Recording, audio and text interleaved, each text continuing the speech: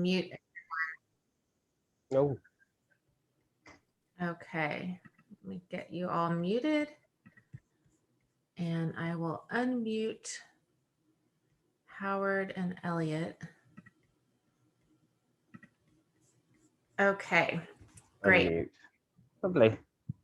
Wonderful. Welcome everyone to Fired Up, the Art Alliance for Contemporary Glass Education series.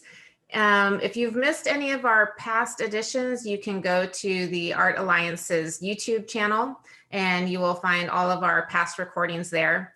And I also encourage you to go to the Art Alliance for Contemporary Glass website. Howard is going to put a link in the chat room for you guys. And there's a lot of other things that this organization does and exciting things that you can participate in. So if you're interested in looking into membership, you can click on that link and get some more information. But today we're very excited to have Elliot Walker with us, the winner of season 2, Blown Away. He's just such an exceptional artist and has a really interesting journey to share with us. So I am looking forward to his talk today. And now I will hand things over to you. If you have questions, anyone, please put them in the chat room and I will get to them throughout the talk. All right, thanks. Go ahead, Elliot. Thank you very much. And thank you to the Art Alliance group for inviting me to talk. This is sort of the second talk that I've done in my life, pretty much. It's quite a new thing for me to be asked to speak about what I'm doing and my work, so it's very exciting. I'm just going to share my screen. Hopefully that will, there we go. So yeah, brilliant. So I know that the Fired Up program is sort of, you know, the idea is to sort of promote education and to, you know, inform a little bit. So if anyone does have any specific questions, please feel free to pop them in the chat, and Demetra will interrupt me as we go along, and that's totally fine. I'm totally up for that. The idea of education is quite an interesting thing for me, really, because the education system in the UK is very different from in the States, especially for glass and contemporary art and stuff like that. So I've never really had any formal education myself. So hopefully this presentation will sort of give you an idea of how I've managed to learn what I do and the different techniques that I use. This is quite an old picture of me when I had hair, and I'm making quite an old piece there as well. So it's my introductional image, how I see myself still. I think I don't recognize myself with no hair quite a lot of the time.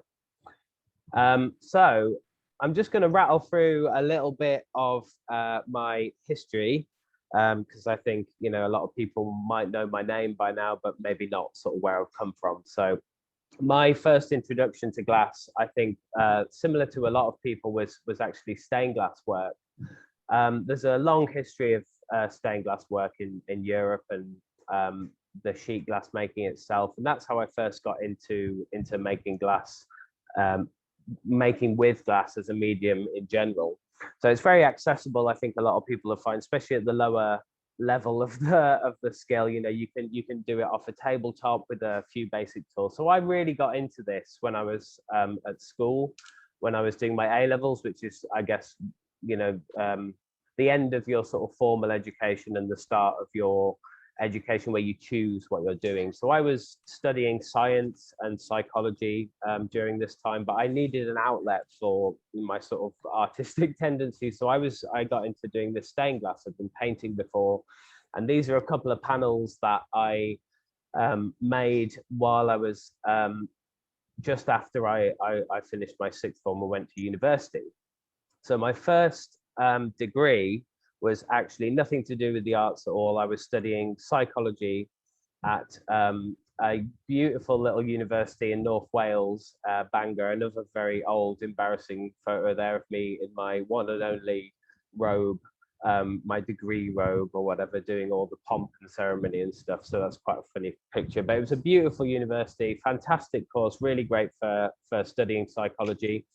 More based on the science aspect than sort of Freudian theory and stuff like that. So it's quite interesting. In the second year, I actually decided to stop pursuing that career and move into glass. And after I graduated, I came back to the Midlands. So I'm actually from Wolverhampton, which is a city in the centre of England. in the sort of industrial heartland, and very, very linked with historical glass production, especially in places like Stourbridge, which I'm sure a lot of people have heard of. So this is a couple of images of Wordsley and Stourbridge in the Black Country as it was then. Lots of bottle cones for melting glass, and as it is now, with the only remaining cone in the UK. I think it's the best preserved site in the world for as a glass cone, and hopefully that's where I'll be moving my studio to. I'm very excited about that. Maybe at the end of this year I'll be shutting down here in Hertford, which is just outside of London, and moving back to the Black Country. The Black Country is, as I said, it's a very industrial area, and it was described in the Victorian era as red sky at night and black by day, because there's a lot of steel work going on there, a lot of heavy sort of furnace manufacturing. So it had a red sky from all of the furnaces burning, and black by day because of all the soot and ash. So it's a really interesting area for sort of industrial history.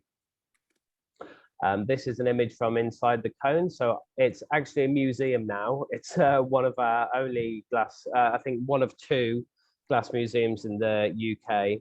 And the second one is yet to reopen 4 years down the line after lottery funding, and they're still not open. So we're very excited about that. Hopefully that'll be opening next year. That's on a site opposite the Red House cone, which you can see the interior of here. So I actually started working there as a demonstrator. They had like a little glass blowing studio set up inside the cone, and I would demonstrate there with this like motley band of people who would come in on the weekends and just do like 3 or 4 hours making, something like that, for school kids, and weirdly for like hen parties and stag parties. It was all very sort of odd, and people would just wander in, not know what they were looking for, and then see us working away in the corner. So it was quite a fun place to be, and I had sort of a lot of freedom to sort of mess about and experiment there. So while I was working there, I was actually studying in the college in Dudley, which used to have a fantastic glass program at the International Glass Centre there, which used to take in apprentices from all of the factories that were there and sort of teach them new skills and move them more into the sort of studio glass movement, which was coming up at the time. That shut down the year I applied. So I actually was at a very small campus as part of that college, where they'd kept one furnace going and were sort of allowing people to pay them a bit of money in the year and come in and just use the kit. So I was experimenting at the time with the material in general, and sort of working on very sort of classical figurative forms. These weren't early examples of those pieces. I'm not going to bore everyone with those. These were like when I got to the point of refinement that I was sort of after at the time. And I continued this body of work into my master's degree. So because I'd already done a bachelor degree in psychology, I couldn't do the whole thing again. So I managed to sneak myself onto a master's course and did that part-time for 3 years. And that's where I sort of really started experimenting and trying to refine some of the sculpting techniques that I'd sort of started working with. The thing for me with making is I never really wanted to, I never really wanted to be a glass blower. So I'd first seen glass blowing on like a week course where I was learning about casting. So casting was always what I was really interested in. Lost wax casting, sculpting with clay, sculpting with wax. I think after having spent so long working with the material in a flat form as stained glass and thinking about the flat image, I really wanted to do something three-dimensional, which wasn't necessarily a blown vessel. So I was really interested in the idea of sculpting or making sculpture from the start.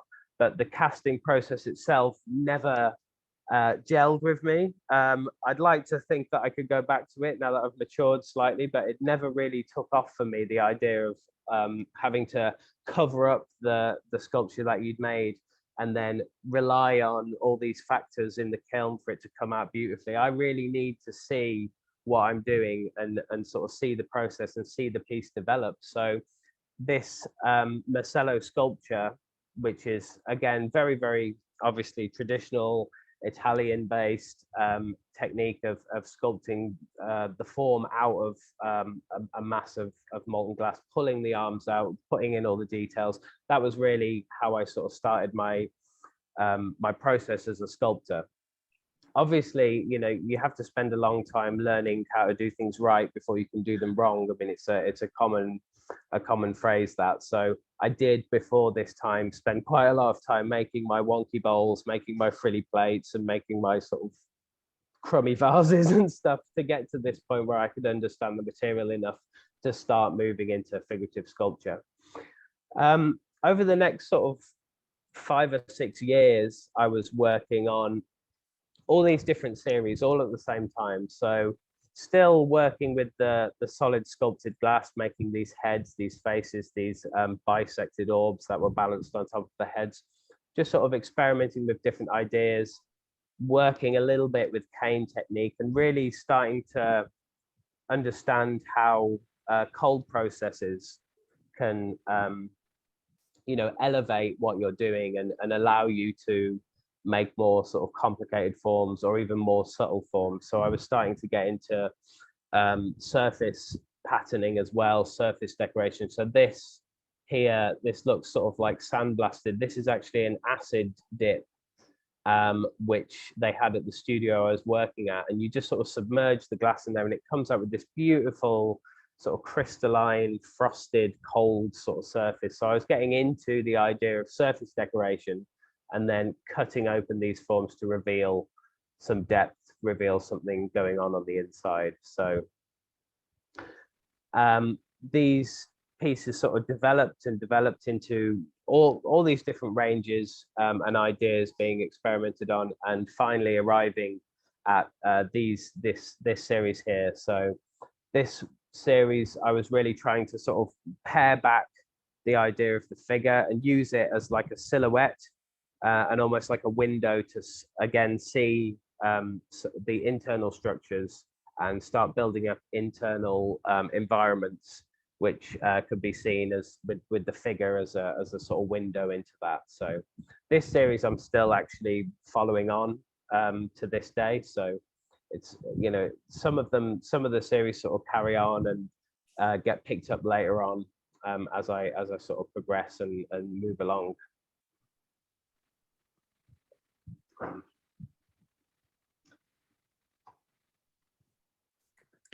And in terms of like technique, you know, I've never taken a class. I've never really given a class in technique. So, you know, everything I do is, you know, I feel like most of the things that I do are pretty like basic in a way. You know, the coloring itself is something that, you know, has been done. People can emulate it quite easily. But my real focus when I'm doing anything isn't the technique. The technique sort of a means to an end. My sort of focus is always on refining the piece, you know, as best as I can. So really getting the form, really concentrating on the form and the fine details and the simplicity of the pieces, and sort of really focusing on that. Technique for me is sort of like a means to an end. But with these pieces in particular, I really got into using dichroic sheet. So all of these layers, on certain layers, they have this dichroic sheet that's encased within the piece. And that took quite a long time to sort of figure out which ones worked, which ones didn't. They don't really like being used in furnace glass. They tend to burn away or turn to sort of like really fine dust or something. So I spent quite a bit of time sort of figuring that out and really trying to get some good visual impact in these pieces. But technique wise, you know, they're very simple, just really concentrating on refining the detail as much as I can. So from 2013 to 2020, I was actually, as well as having my own studio in the later part of that period, I was working with Peter Layton at London Glassblowing. So this I started doing just after I finished my master's degree. So one of the reasons I've never, to my shame, been to Venice or Murano or Seattle or Corning or anywhere is because I went straight from school to university, then from university to college, back to university, and then straight into a job that I couldn't have sanely not taken. I couldn't have not taken it, because it is such a fantastic place to work, and it's a very special place really for the UK glass scene. It's in the centre of London, so if anyone's ever visiting London, you know the Shard building. It's our sort of tallest building in London, big sort of glass shard. Right round the back of that is a lovely little place called Bermondsey, which has, you know, brilliant open markets and a lovely street. And on that street is Peter's gallery and workshop. So it's a really interesting place to go and see. It's something that I'm hoping to emulate in the studio that I moved to, having this gallery at the front and then moving into the studio at the back. And Peter works there with a team of makers, quite a large team at the minute. Obviously not so many people because everyone's sort of sent home and stuff. So he's directing a team of makers to make all this different work. A lot of vessel work, very experimental with color and color techniques, quite strange sort of color techniques as well that he's using and he's developed over the years. And the guys and girls there are just like fantastic, really experienced. It's always open for people to come and see, which is a rare thing as well for glass in the UK. Most studios are quite closed and normally only 1 or 2 people in there working. But the special thing about London Glassblowing is that it's the only place in the UK where more than one maker is in residence. You know, there's Louis Thompson, Lane Rowe, Bruce Marks, myself, Tim Rawlinson, Anthony Scala, Hannah Ennemark. You know, there's Sarah Wibley. There's like loads of people there, all working on their own work and all working under Peter. So it's a really good place, really interesting place. And I started there, as I say, just after university. So I think I was a little bit like overzealous at the start, you know, trying to be the best assistant I could be and like getting in their way and trying to put too much water on their newspaper and just like making a mess of everything. But I sort of quickly got over that and progressed into quite an interesting and sort of special relationship with Peter himself. So we spent maybe about 3 years working on this one series together, which were these big sort of they were only slightly blown. They were mostly solid pieces with this very, very decorative, thin, fine trailing, and then beautiful spacing between the black bubble on the inside and then this really fine trailing. And I really learned there that, you know, if one of the most important things as a maker, as an artist, is not to get stuck in any one idea, but if you find something that you really like and you really think could go somewhere, to give it the time. You know, it's like it took us about 3 years to get these how we wanted them to be, mostly because of my inexperience, which I, you know, sort of slowly built with Peter's help and the team's help over the years. But he really gave them and gave me and the team there enough time to sort of really get these forms perfect and get the decoration perfect. So we spent a lot of time after that working very closely together on some of his sort of more ambitious and unusual designs, which was great for me because it taught me so much and allowed me to push myself into areas that I wouldn't have normally done. And I think that's really important.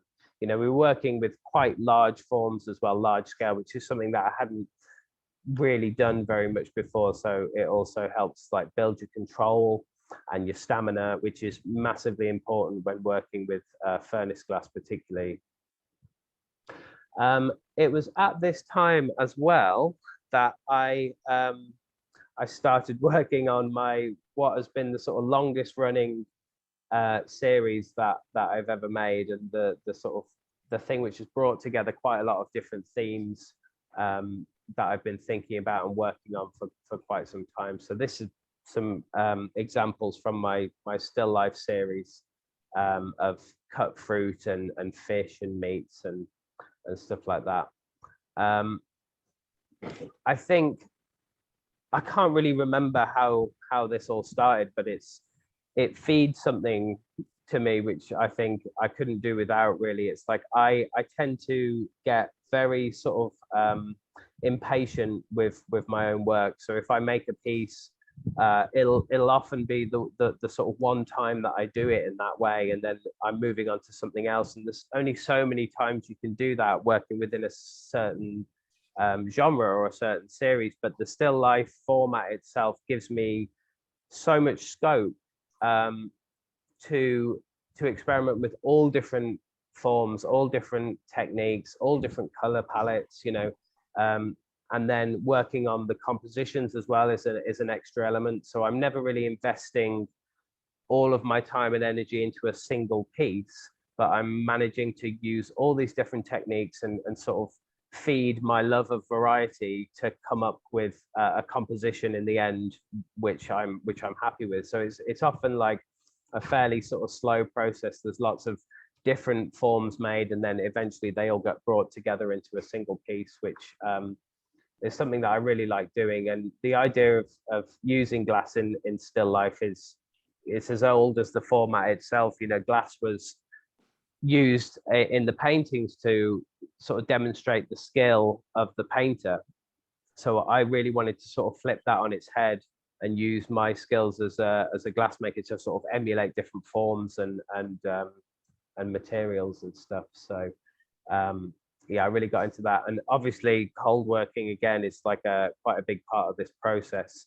And I don't know if you can see at the bottom of this piece here, there's the blade, which, you know, gives the narrative of this fruit being cut, and that was carved out of a block of black glass, which you know, it's such a methodical process, and I'm getting slowly better at it. I needed a little help with the polish on that because black is a nightmare. It just shows up every little scratch.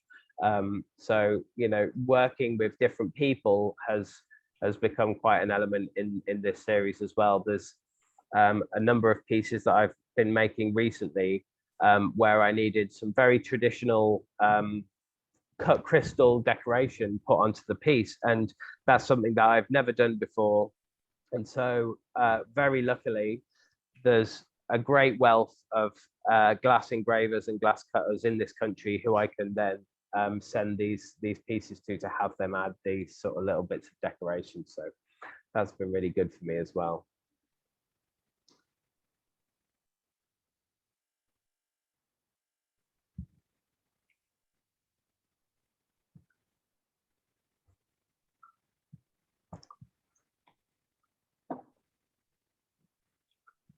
So I've just got sort of short video here showing me and my lovely girlfriend Bethany, who has worked with me for about 5-6 years now, working in the studio. So where we're working at the minute, we're sharing our studio with another team of makers, but until very recently it's literally been the two of us. So pretty much all of the work that I've been making has been made with just between me and Bethany. And Bethany recently has also started up her online gallery business, Blowfish Glass Art UK, and has been sort of fielding all of the commissions and you know, requests for work that have been coming in since the Blown Away series aired. So she's like my savior in a lot of ways. I'm good at, you know, I can do the making, but anything else, any sort of organizing or interaction with other human beings sort of becomes quite difficult for me. So she's been fantastic with that.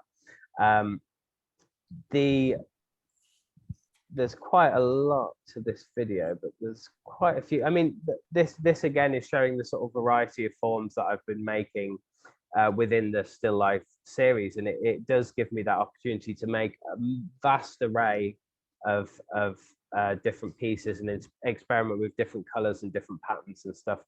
The fruit itself is made by drawing out. It's a very sort of simple process. All of the processes that I'm using, I try and keep them as simple as possible, but just refine them down. So the fruit are basically just big marini, which are made with separate segments. And here you can see a recent piece. Actually, this is quite an interesting piece. So this was an avocado sculpture that we did as a limited edition recently.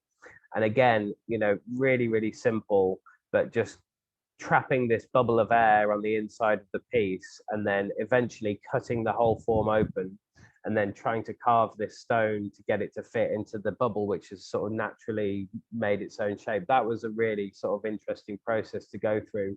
And just again, sort of working with the qualities of the glass and the purity of the form. So you can see there the segments that are made and then put in the kiln and heated up and squashed together and eventually cut.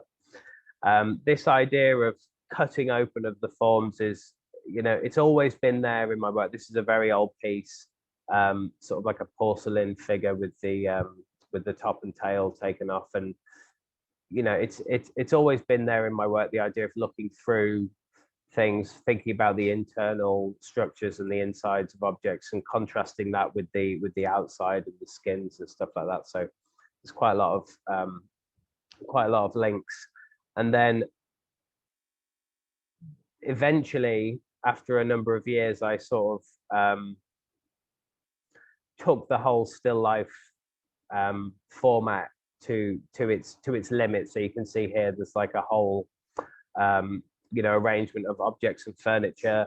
So I was working on furniture for quite a bit, and then with another recent series making these, you get a very sort of quick view of the lobster being made, because this was like all hands on deck, and as in all hands, it was me and Bethany putting this sculpture together. So that was really good fun, and sort of really looking at classical Dutch masters painting, and you know, for the opulence there's always a lobster in there. So spending the time to figure out this form was really sort of a fun challenge, and again, you know, something I wouldn't have done if I wasn't working with still life. So that was really exciting. So these two pieces were sort of like the larger compositions that I made. This is a newer composition with these sort of elevated bowls that I'm thinking about at the minute. So there's an awful lot of variety and things you can do within the genre. Are there any questions at this point? Are we good? We don't have any at this point, but just a reminder, everyone, you can put your questions in the chat and I will ask them to Elliot as we go along. Cool. Just feel like I'm like burning through slides. Right, let me just see where we are. Yes.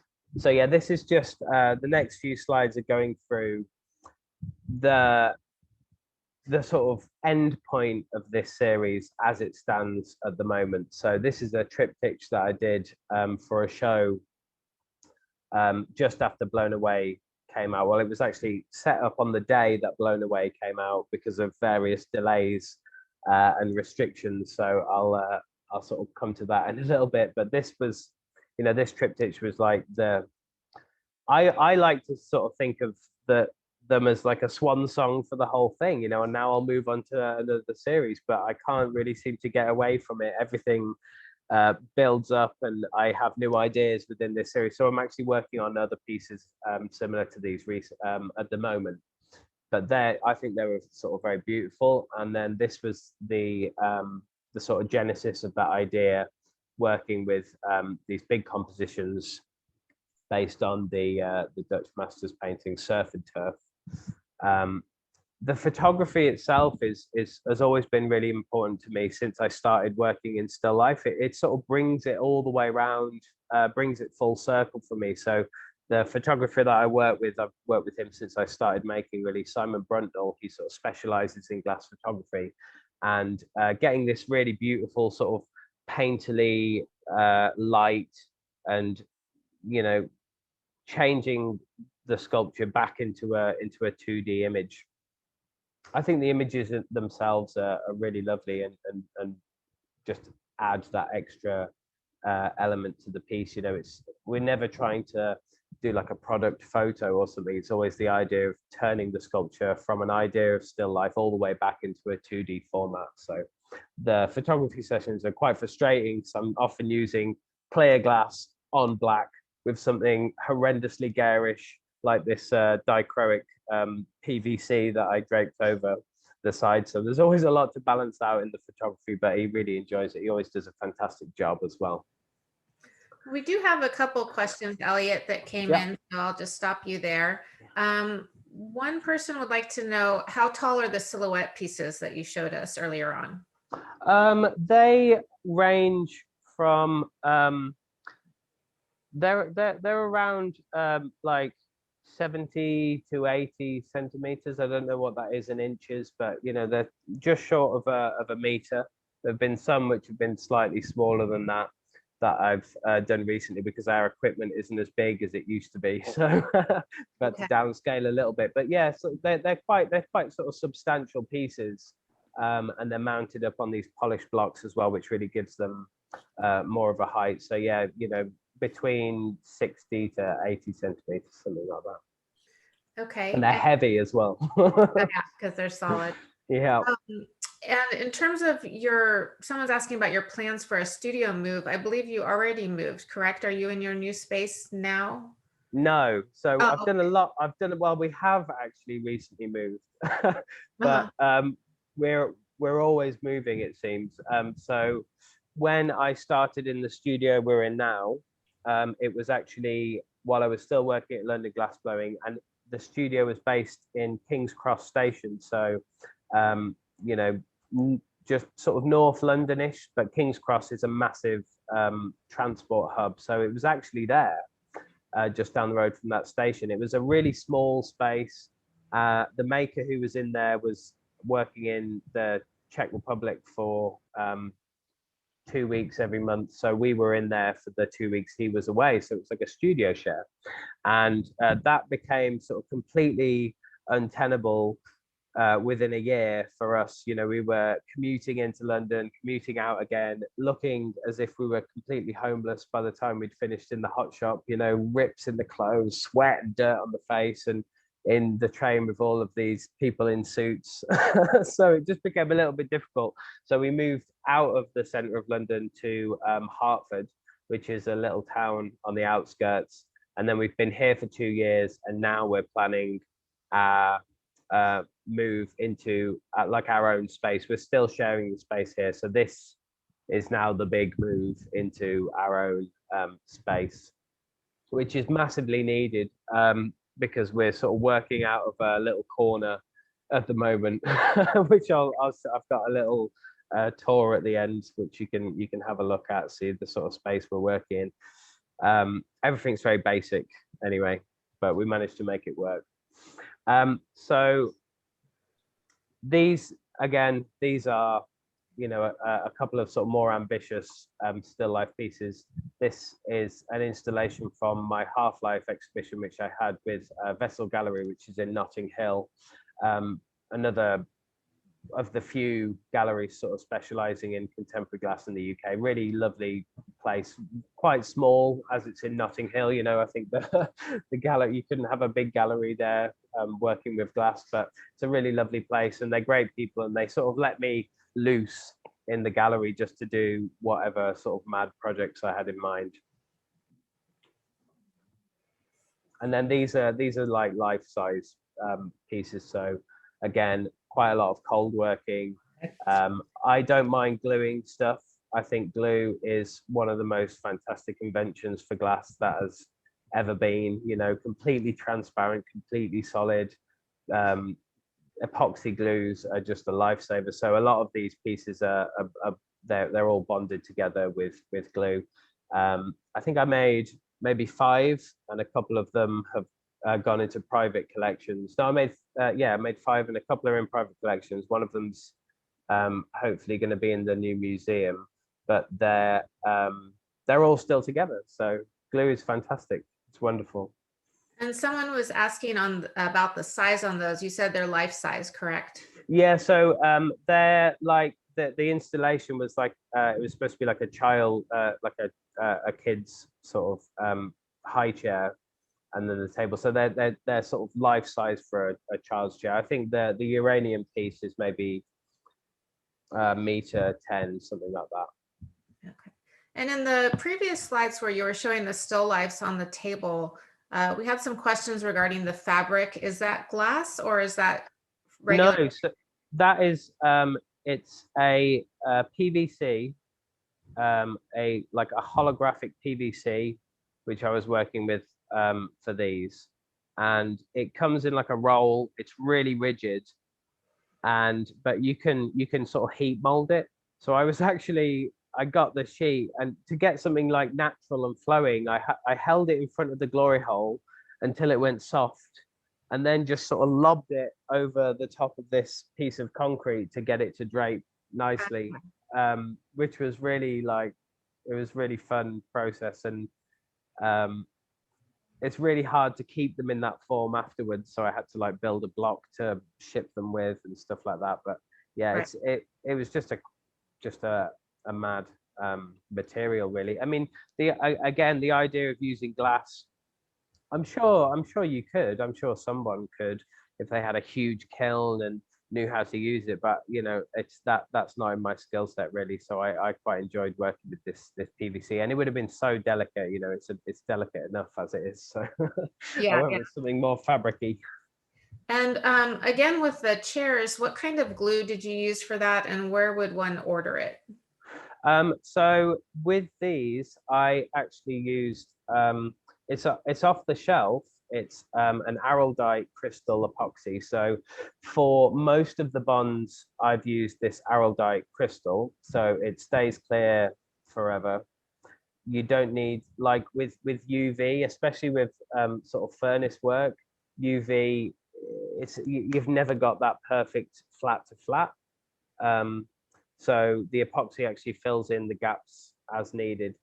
A couple of the joins are done with a slightly flexible epoxy, because obviously the whole thing, when it's rigid, because the expansion of the glass and stuff, even tiny amounts of it can sort of pull things apart. So I use like this very hard crystal Araldite, and then I use I can't remember the name of it, but it's like a Loctite with a slightly less rigid hold, just for things which need a tiny little bit of give in them. But you know, glue is something that I'm learning a lot about recently, with the avocado pieces, because one piece is glued to an acrylic base and then the other one is leaning up against it. I actually need to use 3 different types of glue to stop that piece just pulling itself apart when it gets cold or hot or something. So glue's a nightmare, but it is a lifesaver as well. So there's a lot to learn, and I'm always sort of learning different bits about it. The next thing I'm going to try is a glue you can then carve as well. So that people who are doing like laminated sculptures would use hex towels and stuff like that. So quite interested in that sort of technology. Okay. And I know we had a couple questions too about blown away, but I know that you're going to be getting to that here in the program. Yeah, I am. I'm getting to that now. Okay, great. Yeah, so yes, coming to the important part, I guess. So blown away. There we go. Where do I start with that? Do you know, it was filmed February last year and released February this year, and it seems like an absolute lifetime ago. I mean, I'm really lucky that to be sort of still in touch with everyone, and it's really great to sort of following everyone and how they've sort of progressed and moved forward after the show aired. But it seems like another life. You know, there was so much going on. I hadn't actually seen the first season until I applied for the second one. So I knew about it, and I knew that it was a very good thing for glass and everything. Fantastic to have a TV show about glass blowing, but I hadn't actually watched it. So when I finally did apply, which was I was sort of semi-reluctant to apply because I had my furnace being delivered. I had like a big lighting order that was causing me grief, and they gave you like, you know, like a month's notice or something, and you had to commit to the full 7 weeks of filming. So I was a little bit like, oh, should I do it? Should I do it? Eventually I did, and then I watched the first season with like completely new eyes, you know, just trying to gauge the difficulty of the challenges. And I mean, obviously they were hugely difficult, the 20 minutes of each episode doesn't, they don't even capture half of the disasters that happened to everyone in that time. So, you know, I could see that it was going to be grueling, and but just, you know, a fantastic opportunity. And for me, it was really interesting to be meeting all of these sort of fantastic people and opening my eyes to what was going on elsewhere in the world and in the States. So it's North America's largest hot shop, but that, you know, North America is also, you know, includes Canada as well. So the filming was actually done in a town called Hamilton, just outside of Toronto. So Hamilton, for me, was very much like coming home. It's ex-steel, it's ex-industry, it's a bit run down.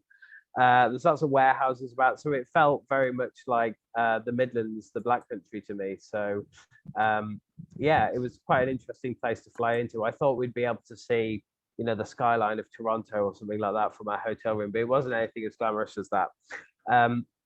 When we actually arrived, we were sequestered for 3 days while everyone arrived at the hotel, and we were in like a little suite. Everyone was in the same hotel. Catherine and Nick also in the same hotel, but you were stuck in your room. It was sort of like, I guess it's like a training for the lockdowns, really. You know, we had to have food delivered to the room for 3 days. We weren't allowed to go outside. So I was going a little bit mad. And then when everyone had finally arrived, they blindfolded us and they put us into these vans, drove us to the studio. Then they put us in these separate rooms, which had bin bags taped to the windows, so you couldn't see who else was there. It was all very like, you know, hush hush and stuff. And then blindfolded again, taken into the green room, and then the big reveal happened, unfilmed, obviously, and everyone was just like a little bit bewildered by that point about why they'd been so secretive. I didn't actually know who anyone was because of my limited knowledge of the glass world in general.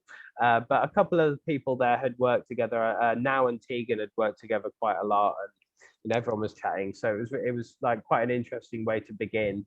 And then we were just thrown into it, you know, 5-ish days per episode, something happening every day, whether it was interviewing or cold working or making, or, you know, being filmed with the judges and the guest judges, and lots of pretend reactions and waiting around. So it was quite a strange experience. I think the thing I learned most about it, you know, from the experience, was just how odd TV is, how weird it is to be filmed, and the process of filming is just so not what it looks like.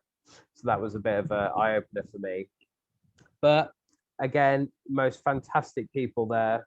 I did actually mention to the production team, because I feel like the season 2 was a little bit less sort of combative maybe than the first season, and I did say, if you want to sort of encourage that secrecy and the one-upmanship and stuff like that, don't let the artists hang out together, because almost every evening we were out. We were doing, now was very much into meditating and doing jigsaws, so we did a lot of that, and going to the pub and playing pool, and you know, we really bonded, I think, all of us over the whole thing. And yeah, made, you know, everyone was just fantastic and really supportive of each other and stuff. During the whole filming session, we actually had 2 days off, so there was something happening every day.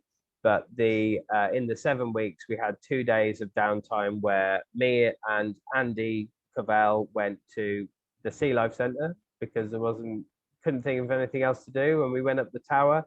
And then the other day, we all went to see the Niagara Falls, which I was really excited about, and it was fantastic. But I couldn't believe how strange that place was, surrounded, you know, this beautiful natural wonder, completely surrounded by casinos and Ripley's, believe it or not, and ghost trains. It was totally bizarre, but I had my first casino experience as well.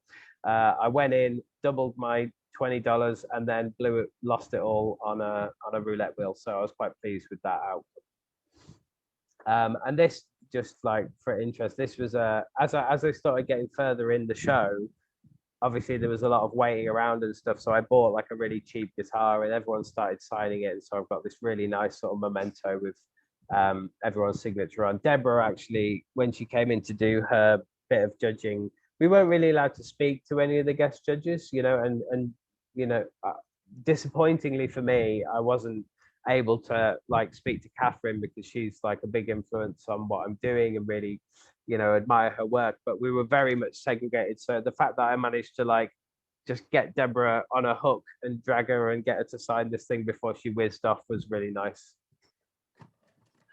One of the things which I found quite sort of odd about the whole thing was how many different clothes we had to wear. I mean, I don't know how interesting this is for people, but I was sort of quite taken aback. I mean, as if you've seen the show, they're talking about the fashion of a glassblower being not very, you know, thought out and not very considered a lot of the time. You know, all of our clothes have holes in.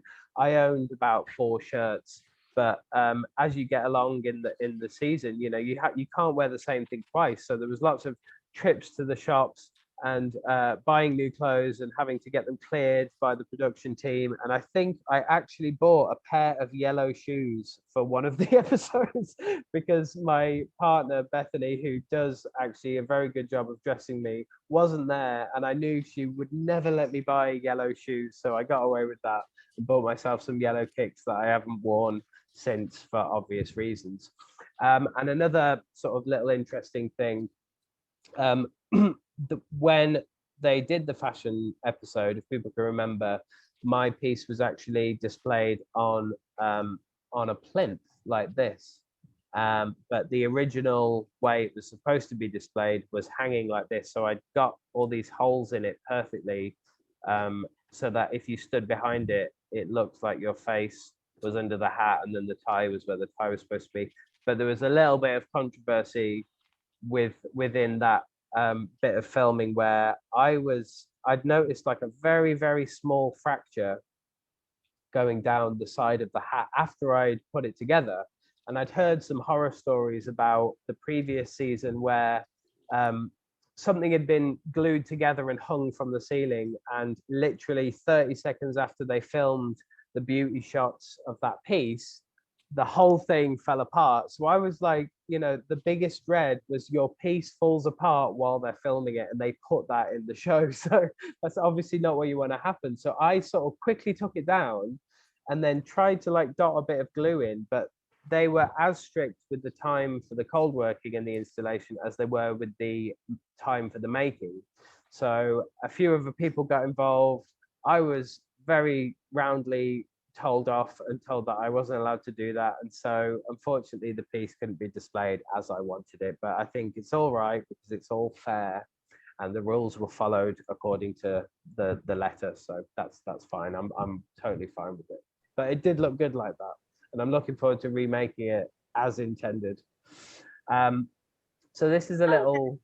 Pardon, Elliot, just one question, because I know that a lot of people with the Blown Away series, they always wonder about the finishing aspects and the cold work, because that's such a tremendous time-consuming part of the process. And yet on the show, it makes it look like it just sort of all happens and appears finished. Could you tell us a little bit about how that part of the show worked? Yeah, so that part of the show worked or didn't work, as the case may be. I have no idea how we managed to do it, to be honest. When I'd watched the first season and saw the elements of the work that were put away in the Lear, and then suddenly they all sort of stuck together like magic and became these wonderful pieces, I couldn't figure out how they'd done it and why they hadn't filmed that part of the process. When we did our first cold working session, again, this is timed. And so my first piece here was the Cogito Ergo Sum piece. So that had quite a lot of grinding, quite a lot of balancing, quite a lot of gluing with the feather on top. So quite a lot to do. You get in there and you're on the wobbliest floor. It was like a raised platform and it was so wobbly, and all the equipment spinning, and you're sharing the space with another one of the makers, you know, another part of the team, because they've only got a certain amount of time to get through us all. the equipment was okay, but because it was on a wobbly floor, everything was shaking about. And so you're there, like, you know, trying to polish something really quickly in like 25 or 40 minutes, depending on which episode it was. And then you're there like shaking away, trying to polish something. And over on the other side of the same platform, you've got like someone else who's like delicately trying to UV glue this like tiny piece of glass onto another piece of glass. And they're like this, you know? And no one will help you. You know, you're not allowed to have help, obviously, for obvious reasons. But if you've ever tried to glue something to something else and then take your hand off it, pick up a UV light and somehow switch that on with your foot while everything's shaking about, it was an absolute nightmare. I tell you, it was terrifying at times. And then another part of that, which we were told at the start, obviously for the show, they want everything to be done in the hot shop because that's where the focus is. So they want you to be taking as many risks as possible. They want you to finish things hot. They want it to like be risky. And apparently the season before, everyone had taken the very, very sensible, very professional sort of tact of not finishing everything hot. You know, it's okay, we can glue it, there's glue. And so we were actually allocated for the second season like this tiny little bottle of glue, like the tiniest, stingiest little bottle of glue you can imagine. So a lot of things, you know, had to be finished hot, really. And the time limit in the cold shop as well, because they didn't want you to be spending too much time doing that. They wanted it all to be done in the hot shop. So obviously when you ran out of glue, you could, you know, ask one of your fellow competitors and now friends if you could have some of their glue. And there was a couple of times where someone's piece wasn't quite, I won't name names here, but someone's piece wasn't quite coming together. And so they'd like used all the glue in the wrong way, like trying to set something with all this glue, and they'd come out of the cold shop just like reeking of UV glue. If you've ever smelled the stuff, it absolutely stinks.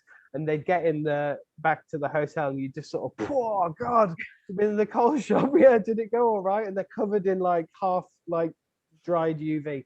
So yeah, it was the reason they didn't film it, I'm really pleased actually. I don't think anyone who has any respect for cold work would ever want to see what went on in that room. So I hope that answers the question. Yeah.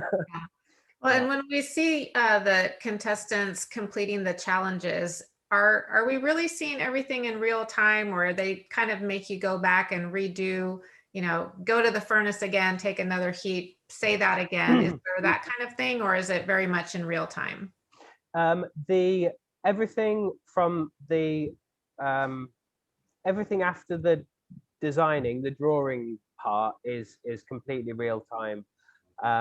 They had storyboard people as well as the camera people coming up to you and quizzing you and taking notes and feeding what you were saying back to the van, the production thing, so they'd know what to cut in and cut out. You were never, you were sort of pushed to clarify things, you know. So if something had gone wrong and you didn't, you know, you just want to get on with the next bit, you want to get over the disaster and move on, but they'd stop you and they'd ask you to tell them why it went wrong. And that was like a real struggle for quite a lot of us, really, because, you know, you're against the clock and you don't have time to chat, really, let alone explain why something went wrong. You know, you just want to get on and fix it. So that was really quite difficult, but obviously that's what was needed to explain to the people watching the show what was happening. So yeah, but it was all in real time from the making. From the start of the making, they were very strict on that. You know, that was part of the rules. The design part was done slightly before, with then a break to reset the cameras. There was a lot of moving around of equipment and stuff like that. So yeah, but I think as far as like showing the process, it's as realistic as, you know, as it needed to be, and it really was. You know, it was like watching a demo, really. So yeah. Okay, so yeah, these were my 9 works from the show. Some I like more than others. I've definitely got my favorites, but you know, I think, you know, you can, yeah, hopefully, I hope you can sort of see my sort of aesthetic coming through in the pieces. And then obviously getting to the final piece. So again, this is linking into the question about the cold working. We were given obviously a fantastic team from Corning, Chris and Helen and Jeff on my side, and they helped us through the whole thing. They helped us with the making of the pieces for the 8-hour session. Again, that was real time, and then with the installation as well. So I think I said on the show that, you know, Kat's side in the hot shot was the fun side and mine was the boring side. I mean, I did have a very rigorous idea of what I needed to do, and trying, you know, knowing that I could only do this with a team and I could only do it in, you know, to the minute of the time that we'd been given. So I only actually made one of the nails and screws that were in the piece. And then I set Jeff and Helen the task of making all of those pieces. I was surprised that they didn't make more of a big thing about that in the edit, but I didn't actually make any of those. I showed them the technique that I would think would work for making them, and then they just cracked on with it, and it was brilliant, you know, to have all these pieces to play with afterwards. And then when it came to and then I was making the inflatables with Chris, so I was doing all of those. When it came to the installation, thankfully they were there to help as well, because we had 2 hours to install and to install the whole thing, and then I think we had like an hour to cold work everything. But obviously, because of the way my piece was put together, you know, we were using these plinths, drilling into the plinths, trying to fit all of the components to line up perfectly, which we didn't quite manage to do, obviously. But everything needed like slight adjusting. So every now and again, Jeff or Chris or Helen would have to go over into the cold shop or the metal shop and like cut a piece of glass on a saw, like by eye, really fast, which had a piece of metal in it. And like by the end of the installation, they were all a little bit like shell shocked as well, because they'd seen how sort of frantic this thing is. I mean, the timing of the installation was just absolutely crazy. And if they weren't there to help, there's no way it would have come together. And yeah, so we had 1.5 hours to cold work all of those components, and 2 hours to install. Whereas this would be, you know, this is like, you know, a week's worth of nice calm installation. Something else which came up when we put these pieces together. So I had very, very cleverly sealed these entire bubbles with a tiny little hole at the end, because I wanted them to look, you know, as they would in life, and as finished and refined as I possibly could, as is sort of how I try and do everything. But you can see here my clever drill holes were a little bit out of whack in places, and what I hadn't realized is when you put the tension wire through that hole, you've then got to somehow get this wire, which is loose inside the void, through the other hole and out. And I was panicking about this for ages, and Helen very kindly sat on the floor with a little torch and very, very carefully managed to get them to go all the way through the piece. So that was like something that, you know, you don't think of when you're making it. I thought I'd planned everything really cleverly, but, you know, luckily, again, I had help to get this whole thing together. And they stayed up, so the nightmare never came through, which is good. So a lot of people have asked me like how the series has like influenced what I do now or influenced my work, and I think in a lot of ways the way we were asked to design the work and asked to come up with these ideas to a brief and within a strict amount of time, you know, that's not the way that anyone makes art. That's not the way that anyone designs work or creates sculpture or whatever they're doing. It's just not the way it's done. So in a lot of ways, it was a great exercise to go through and to push, you know, to push the idea of speed and competition and stuff like that. But it's very difficult to then bring that back. But after the show after we'd finished filming the show and I came back to the UK, we actually had a year where we could work on all these pieces for an exhibition that I had coming out at the end of the year, the start of the following year, with a gallery that I've just started working with. So there were a few sort of ideas that sort of bled over. I mean, you can see here one of the inflatables was pinned up onto the plinth that was pinned to the wall, and that actually informed a series of work that I've been doing with goblets recently. So this is part of an installation called Irreverent. So really, it's a glass sculpture that glass makers understand straight away. Anyone who's like gone through the process of making a goblet or decided to learn a bit of Venetian technique knows the struggle and the pain. And you know, you really try and get there. You try and make these things as they should be made, and unless you're willing to dedicate half of your life, it never really works. So for me, these pieces are like my sort of rebellion against that. I do try and make them as refined as I possibly can before the very satisfying point where I can actually squish the bloody things and and then get this big sort of silver or bronze nail and like nail them into the wall. So these have been like taking up quite a lot of my time over the year. So I wanted this this piece to be ready for my show.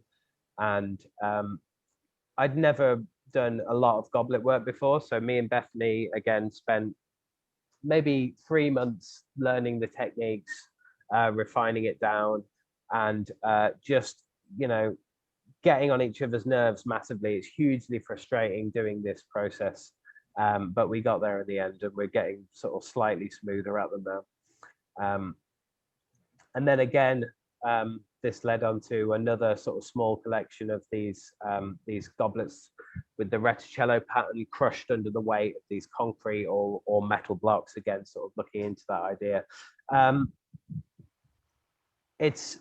I've never really, you know, again, thinking about techniques and techniques that I use, they're always like a means to an end. It's like I've never really had any massive interest in Retticello or cane work of any sort of sort. But, you know, to make these pieces, I really had to learn how to do it, you know, and learn how to get this technique, you know, sort of refined to the point where I could actually show them and say, this is the finished piece. So again, like looking at a technique, this is something that I learned from YouTube videos mostly, and talking to a few people who I know who've done it. There's not that many people who are working with this sort of Italian American sort of crossover of this beautiful intricate cane work in the UK. It's not something that's hugely in our sort of aesthetic realm as furnace makers, but there are a few people who've done it. So I got a few little tips off other people about how to sort of put this pattern together.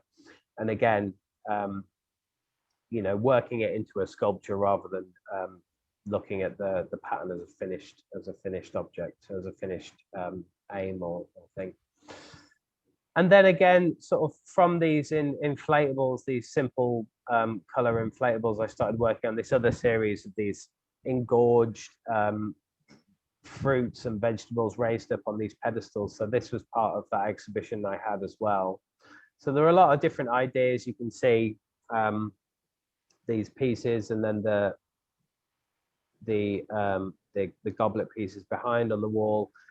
Just to the left here on this pedestal, there's a collection of these still life with shrimp pieces. So there's an awful lot going on in this show. Oh, sorry. Just lovely as it is. This gallery itself, Messams, they started off with a gallery in London in Cork Street selling like British Impressionist paintings. So they've been going for a long time. And they've just got this, you know, in the past sort of 5 years, this beautiful 14th century thatched barn in Wiltshire, where they've been putting on all these great materials specific exhibitions, installations of light sculpture, ceramic work, all sorts of stuff in this amazing barn space. And they were sort of kind enough to host this this exhibition during the lockdown.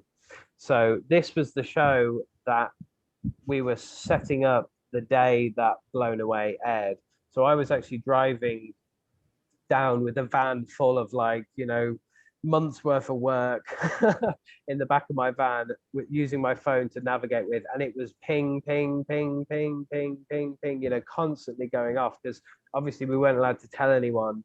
So seeing the show, suddenly people were starting to get in touch and know that it was me and all of this stuff. So it was a pretty intense few days, you know, spending the weekend setting up this exhibition, as well as having this sudden, like, wave of interest in what I'm doing sort of descend, and having people sort of come out of the woodwork and from my past getting in touch with me and stuff like that. So it was pretty wild. And I think I was speaking to Brad Turner, actually, like, very briefly recently, about our perceptions of what the show would do sort of to our lives and our sort of professional practice. I mean, I think in Canada, the glass scene is sort of similar to the UK. It's quite small. We're all looking to the States as, like, you know, where the big fish swim and where everything's, like, going really well and people are making amazing work and that there are fantastic galleries. It's all very big. And we're, you know, doing our little sort of thing in our little pond. And neither of us had any idea that it would be such a huge exposure. And we're laughing to ourselves now, thinking, you know, how our perceptions of it have changed quite drastically since the show came out. It's really been quite an extreme change, but fantastic, obviously, as well. And the pieces that you actually made during the show, have you kept those, or are those on exhibit somewhere? So the work itself, the physical work, and the I guess the copyright, say, all belongs to the production company. So they have all of the pieces. They have them from the last season as well. There were a few in the green room where we were sort of hanging out and stuff. One of Deborah's sausages, and a couple of pieces from other people, but I don't know where the rest, I don't know what they do with them, to be honest. The spit, we all got to choose a piece we wanted for the Corning exhibition, so I'm really pleased to have one of the spilt milk piece alongside work from everyone else in the Corning exhibition for the season. But other than that, all the work is with the production company still. So I'd like to know what they do with it, really. I think a few things won't store too well unless they're really careful. So yeah, it'd be quite interesting to know what happens to everything. But yeah, I don't know. It's all with the production company. And another quick question about the show. Someone is wondering, after you found out that you were accepted, were you able to think ahead at all and have some preconceived ideas of things that you might create if they happen to fit the challenges, or how did you approach that? So I had, you didn't have much time to, I mean, obviously, as soon as you knew you were accepted, that's pretty much all you were thinking about. So I had maybe, you know, 10 or 12 pages in my sketchbook, which had ideas of things, you know, that I've been thinking about making in the past, and things which might be able to fit into a brief. And then I sort of I started doing a few designs that I would have done if I'd have been asked the briefs from the previous season, but we all knew that it would be different briefs. Right. So it was really difficult. You know, you could try and second guess it. And I think in some ways, maybe some people had an idea of what they wanted to make, and then they made it and fit it into the brief, you know. And I think we all did that a little bit to a certain extent with certain pieces, but without that, there's no way you could really do it. You know, you had to try and second guess a little bit, but it was very difficult to do that and to have the time to do that. As far as the challenges itself, I was very pleased when they told us we actually get the brief the evening before we have to do the making. So we had like an evening after hearing the brief, an evening to actually decide what we were going to make and, you know, do a little bit of planning. We always had a different assistant who we weren't allowed to speak to until the timer started. We weren't allowed to like pre-prepare color or anything. So it's still really strict, but without that bit of time just to figure out, you know, your process a little bit, I think it wouldn't have been worth watching. Well, what I would have made would have been worth watching, because I had, like, you know, pages of process, you know, just trying to figure out how things went together and, you know, stuff like that, because that's your only form of reference from your head when you get in there, really. So yeah. So I've got recently I did a demonstration for the gas conference, which was something that was, yeah, really great to do. Really nice surprise to be asked to do that. So I made one of these large fruit pieces for that demonstration. It was a real shame, obviously, that it's, you know, demonstrating to no one, because I sort of spent quite a lot of time demonstrating in the studios that I've used to work at. They've opened studios and used to travel around with a little team to do demos. So I do really enjoy that. I'm looking forward to coming to Corning next year in the spring, hopefully in Pittsburgh, to actually get a little bit of you know, interaction with the public and glass lovers and stuff like that. So I'm really looking forward to that, actually demonstrating to people again soon. I was really jealous, like Kat has just done her residency for the Corning shop, and it just looked really good. You know, that amphitheater, I can't believe how many people you can fit in there. That'll be the most people I think have ever demonstrated to. So she looked like she had a great time, and I'm looking forward to doing that very much. So this is my studio in Hertford that we're working from at the minute. You can see here we're just at the end part of putting one of these goblets together.